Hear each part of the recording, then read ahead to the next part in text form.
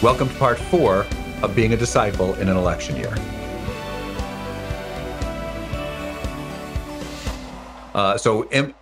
Issue 4, immigration. I think this is a salient issue in the election, both sides talking about it. Most people, if we trust the surveys, most people support some level of legal immigration, especially when it comes to actual refugees, but believe the border should also be controlled to know who's coming here and why. And most are willing to accept numbers that don't overwhelm social programs, drive down salaries, specifically of lower skilled, lower compensated workers who are already here, and especially all of that given the inflation of the last 3 years. They're also concerned about terrorist infiltration, human and drug trafficking, criminal gangs operating across the border who are becoming increasingly evident in our cities. And these levels of immigration, as we're seeing in Europe, start to empower extremist parties as social norms break down around the influx of population. The recent German election is a good example. Vice President has had point on immigration for the administration, and I would argue objectively failed. How should we think about this issue biblically? And then how should it inform how we vote? And so, Ray, I think we're top of the order with you starting off. I would argue that the biblical precedents for caring for the stranger, the alien, the in your land, are the Old and New Testament, right?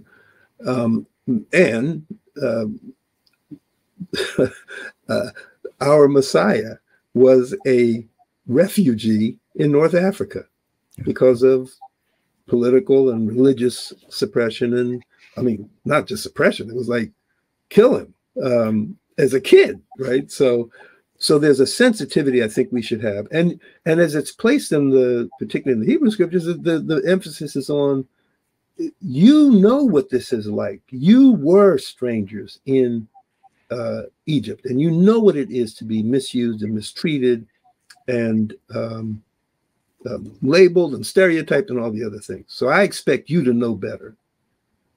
So for me, as an American, a country with the exception of a small percentage of its population, all the descendants of immigration, some involuntarily, and the descendants of slaves, and some voluntary, that we should have a sensitivity to this issue. Now, that doesn't mean open borders. I don't think that's going to work for anyone. And I think, again, on this issue, two things. I would say the one clarification is, as far as I know, and I've not been able to find any indication that the vice president was ever asked to be the immigration czar. She was asked to look at and try to move the needle on the root causes. And that was mostly about talking to the political leaders in some cases, South America, but particularly in Central America. And you could say in the sense that it didn't solve the root cause of the problem, she failed. But our czar is Alejandro Mayorkas, who Congress has tried to impeach because they don't think that he did a very good job. So the questions for me are, one, why did more muscular efforts, let's call it, to try to stem the flow of the crisis only begin 6 months before the election? And that's something I think certainly President Biden, and to whatever extent she was part of the policy formulating, Kamala Harris has to answer for. Yeah. Concomitantly, I got to ask, when we were on the verge of the first bipartisan immigration reform bill in, God knows how, 10, 15, 20 years? Why did Donald Trump not only deep six it, but boast about deep sixing it? So again, I think there's accountability that on both sides that people have to really answer for. That is a really good point, and it was pure politics at the end of the day. He made it clear. He was. I mean, I'm not surmising this. He stated this publicly.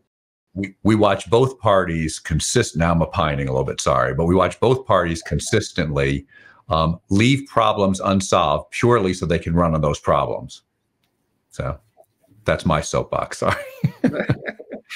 Enoch, Sergio, what do you think? Go ahead, Enoch. Well, I think I figured out what this is all about. This is Charles gets us guests here, so after we say our thing, he can just basically tell our audience his opinions. I think that's really what this is about. I need you guys to come, or nobody will listen to what I say.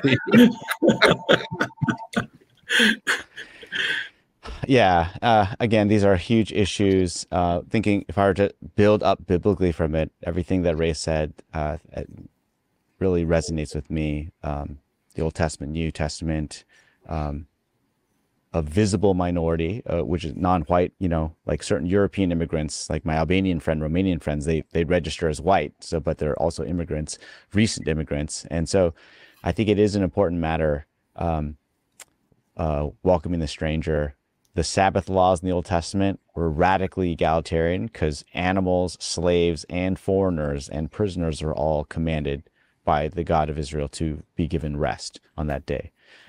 So there's an equity there when it comes to, and a concern for that. And it's still an image today in the New Testament, as Ray said, the sojourner. I think it's a lot of immigrants in this country have picked up that biblical theme and have run with it as part of their experience for modern immigrants. As far as like a policy, I think we said this last time. It seems to me that there's a difference between there's a practical problem of immigration.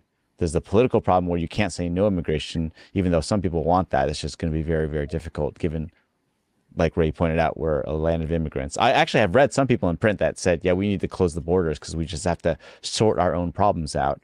And they would cite our poverty. They would cite our people who are who need more help. But the fact of immigration, as I understand it in my amateurish way, is it's better here than where people are coming from. That's what I keep coming back to. They'll take whatever brokenness is in the U.S. systems because it's way better for their, maybe not even for them, but for their children, hopefully. Like they will scrape and struggle here. Pregnant women will travel to try to time it to have a baby on U.S. soil because then they know the law. And I think there's a remarkable type of human that swims, crawls, sneaks on board, just walks for the betterment of their future children, in a hope that knowing that'll happen. When I was in Central America or Latin America last year, it was one of the first times I talked to someone who was from a country that he shared later. He was driving us around for one of our partner trips down there. And as the trip went on, I learned that he had basically left his family,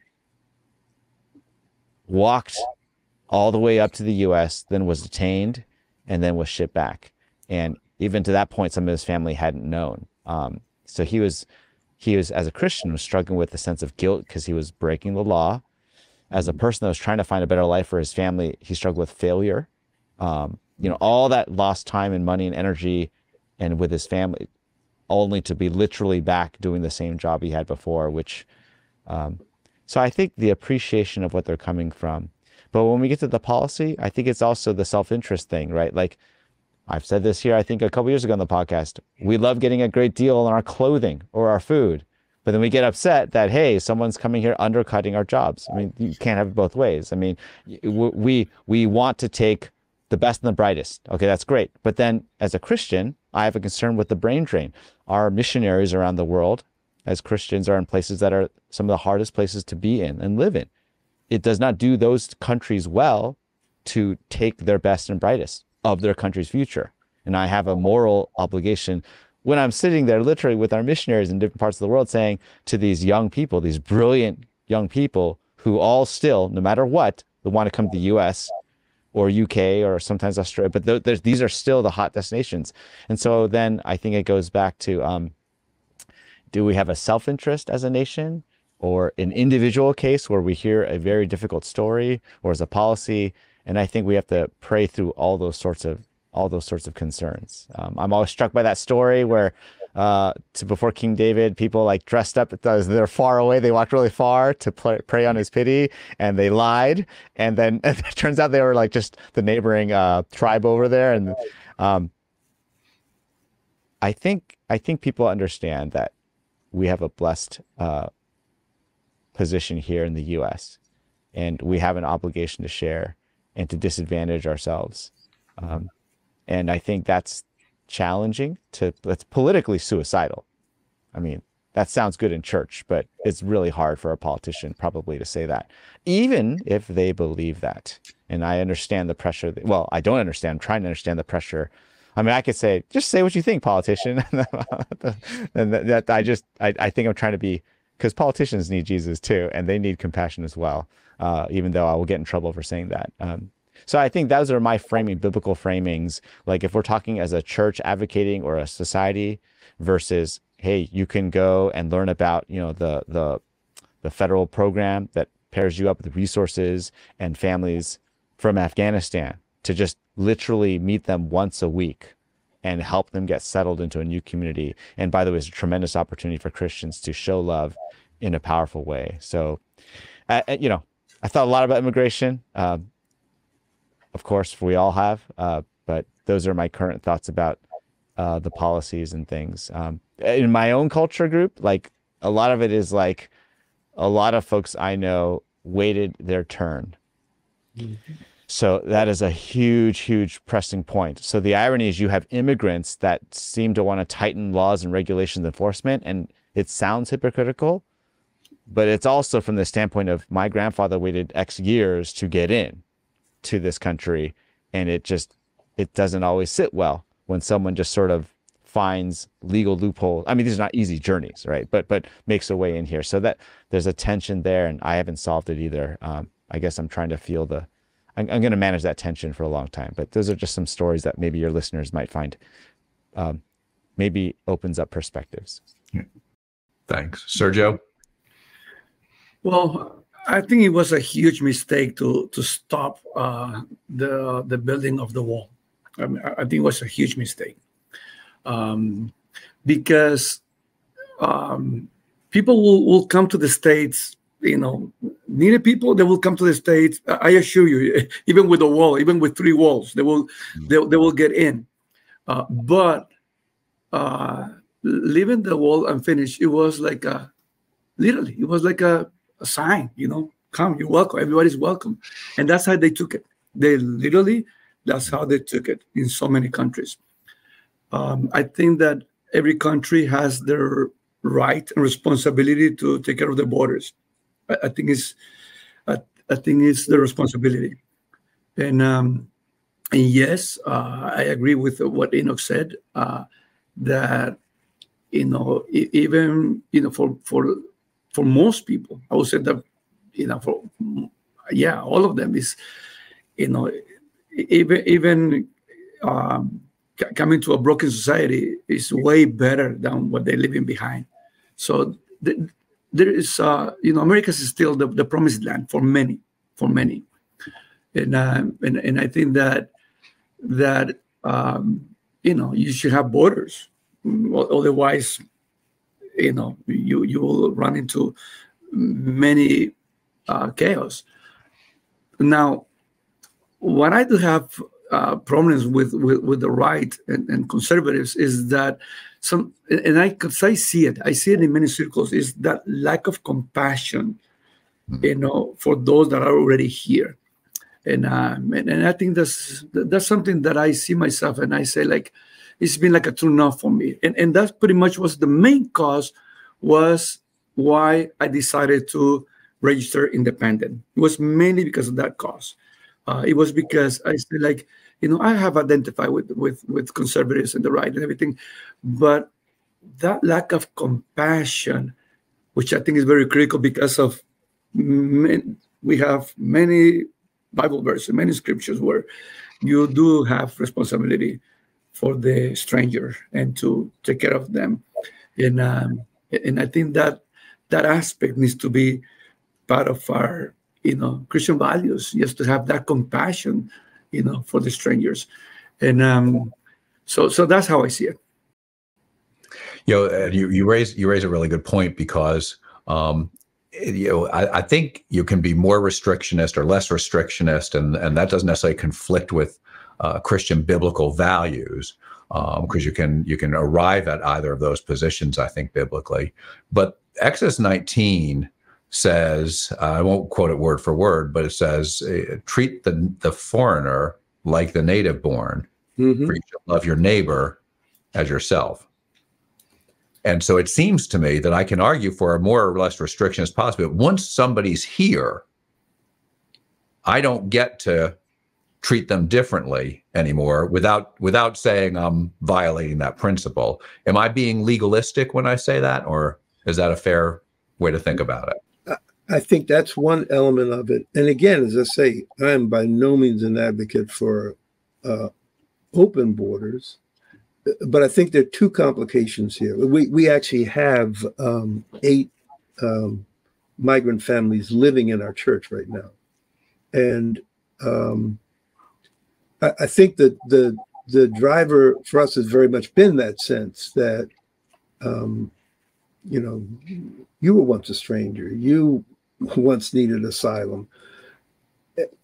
And when people are coming for economic opportunity, I think people have one sense. Our laws are different for economic opportunity versus asylum.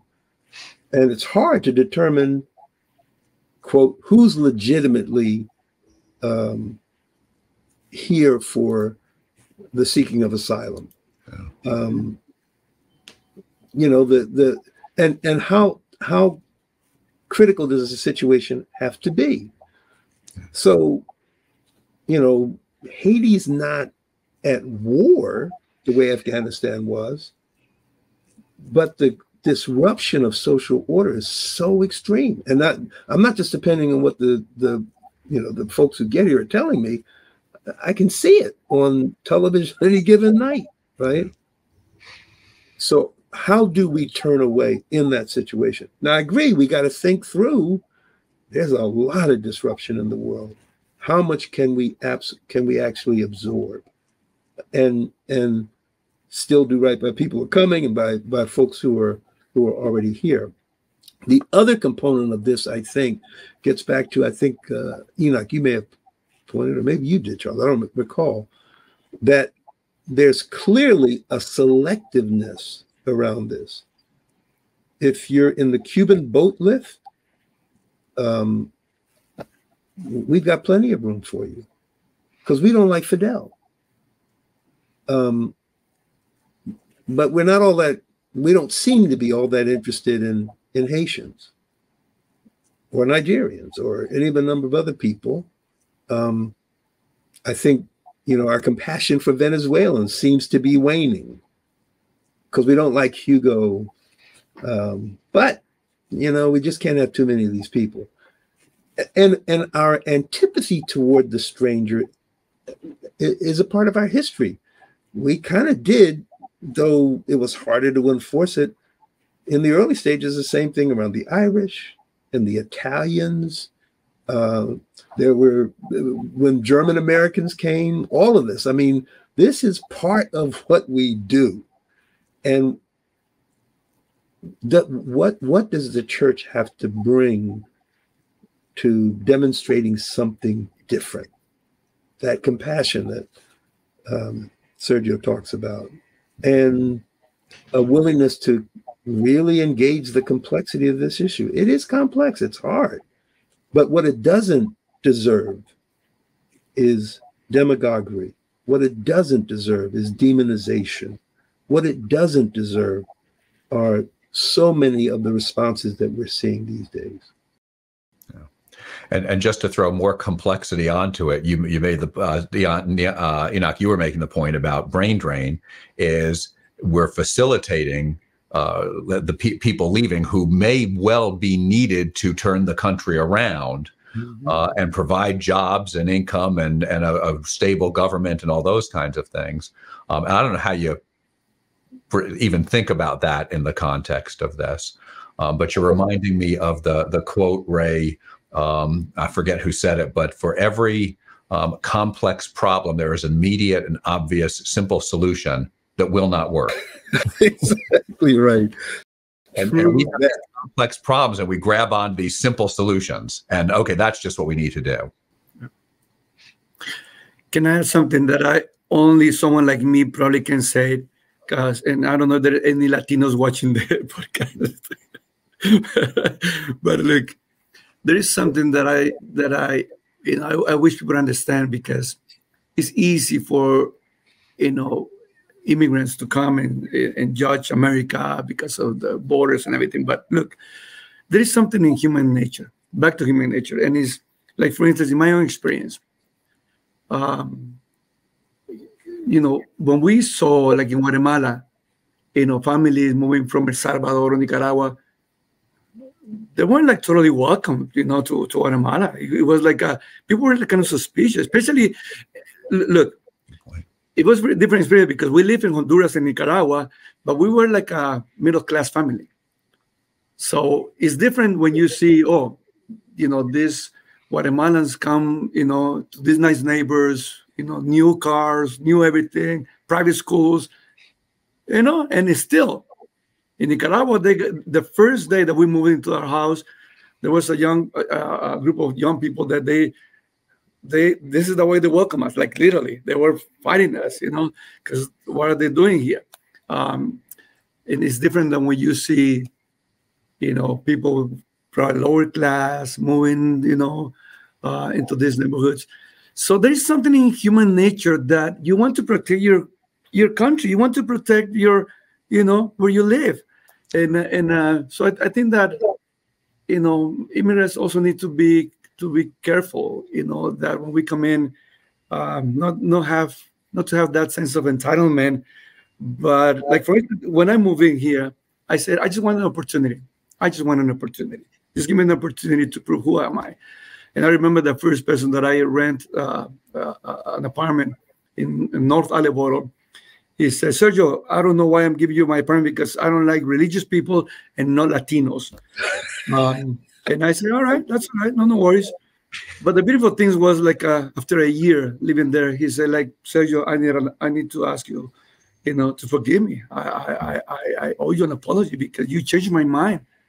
He ended up giving his life to the Lord, and he ended up, having a new mentality about immigrants. So, I think that just since you mentioned that complex, because it is complex, a complex issue. Yeah. Sergio, thanks. You get the last word on it because we're out of time. Guys. Sorry, it was the last one. No, but guys, I am so grateful to you. I'm reminded of a college seminary professor I remember who would say, if you want to see God work, you have to take risks on God. And so you all have done that in your history, and today you've done it again. And so, because these are risky conversations for us to be having in a public square. So I'm really grateful for you doing it. I'm grateful for your ministries in, around, and beyond New England. And I'm grateful for your friendship. Thanks so much. Appreciate it. Thank you. Bless you. Thank you. Thanks. Join us next Sunday at 2 p.m. on Life Changing Radio or wherever you stream your podcast content. To support this program and accelerate evangelism, go to visionnewengland.org and click on Donate, or click Member to become a partner with us. This program is supported by the Palau Association, who are dedicated to proclaiming the good news, uniting the church, and impacting cities worldwide. At Leadership Transformations, we believe that when you have the right resources to help you slow down and experience a deep and refreshing connection to God, you can become the discerning leader you are created to be. Friends, Steve Macchia here, and I have a free gift for your soul. It's called Pathways. Pathways is our weekly email aimed at offering you soul-nourishing content for the journey. It contains readings, prayers, spiritual practices, a link to the Discerning Leader podcast, as well as information about all of our upcoming soul care retreats, workshops, and online offerings. So head on over to leadershiptransformations.org today and sign up for this free resource. It will help you slow down and be more. God bless you, friends.